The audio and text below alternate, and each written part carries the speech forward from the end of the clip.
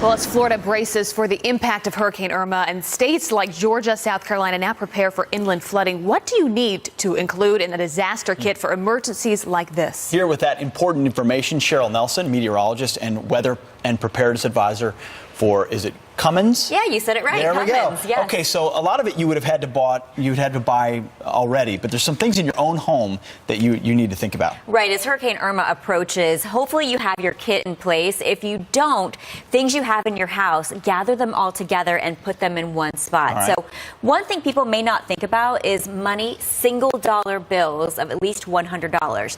I say that because after a storm, ATMs probably won't work. People don't have change for a 20, so you want single dollar bills. Another thing to have is a cell phone charger, because if you lose power, which many people will, you want to keep your devices charged if they still work, that is. Yep.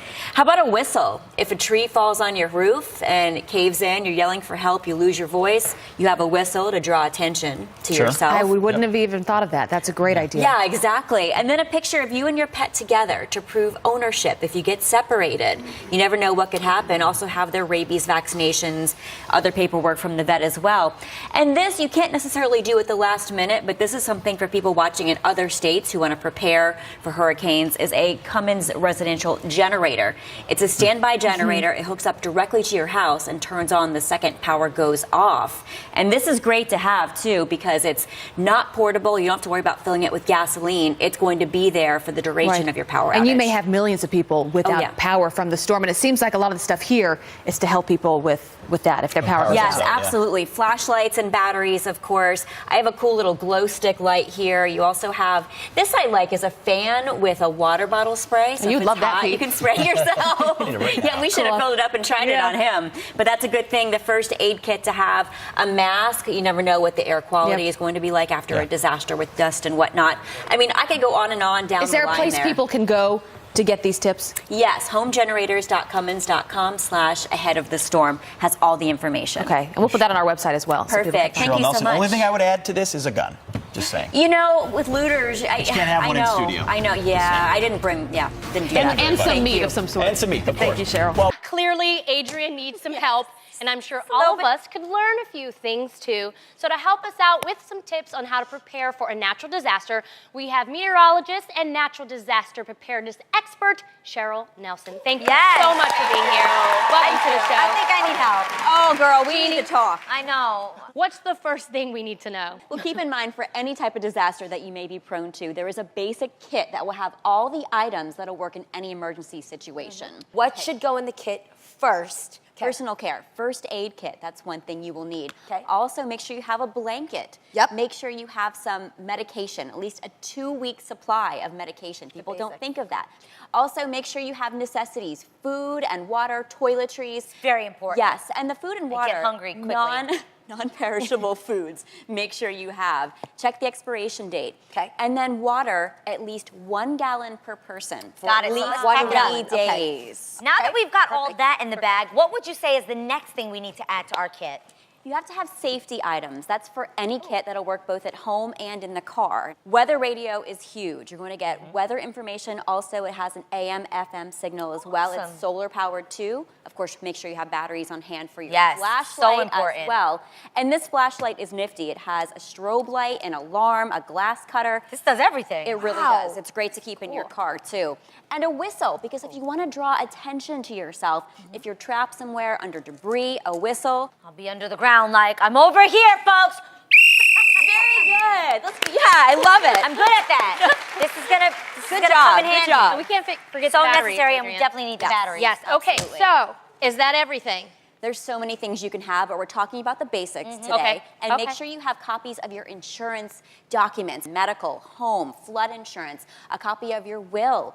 Also, at least $100 in cash as well, because ATM machines not going to Right. work. I didn't think of about that. For people who have pets, and this is really important too, make sure you have a picture of you and your pet together, because if you get separated, that will prove ownership. Very smart. Okay, we got the cash, we got the passport. Okay. There you The go. envelope. It looks like our kit is complete. And a nifty little bag. I love it. I learned a lot. I clearly need to add a few things to my emergency Just kit. a few, right? Definitely. Just a few. Well, we are prepared for any disaster. Yes, we are. Oh my God!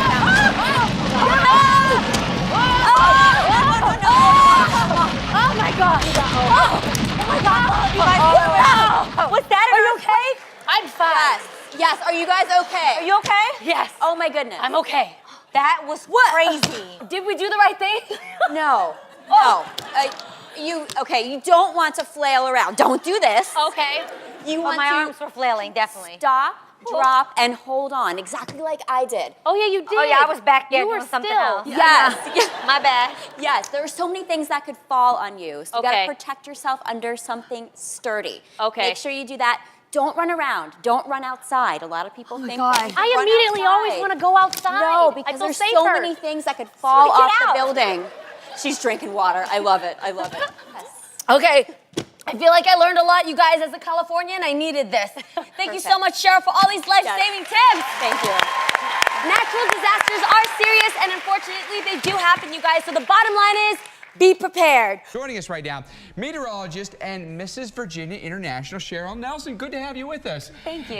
You have a background in this because weather is kind of in your DNA. It is. I was that weather geek at 9 years old who knew she wanted to be a meteorologist, probably like a lot of you here, and that's something that I set out to do. I was the shyest little girl ever, and I did it for 10 years.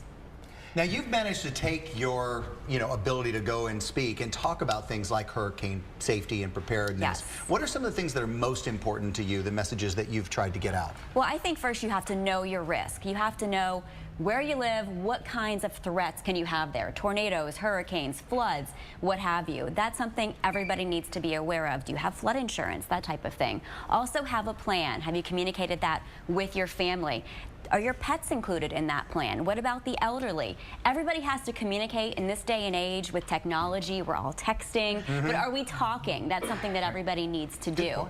And finally, build a kit. I mean, simple items that you can have. I have a NOAA weather radio here on the table and a flashlight. Yeah. And these are simple. These are really easy to use. This flashlight, it's actually a cat. I love it. It's a little cat. It's one of those wind up. I know. See little cat eyes there? It's really cute. This is something easy to have. And a then tiny this- little weather radio, too. I mean, this Perfect. fits right in your pocket. You can take it with you if you're on the boat. This is a good thing to have as well, the NOAA weather radio. And in talking about spreading the word, you host a prepathon party. This is what you talk about? You bring items like Yes, this? so what I'm doing on June 1st, actually this Sunday in Virginia Beach, is Coastal Virginia's Hurricane Preparathon Party. Preparathon is FEMA's initiative to get everybody excited and prepared. Yep. And that's what I'm doing. I want to make it fun. It's going to be for people of all ages.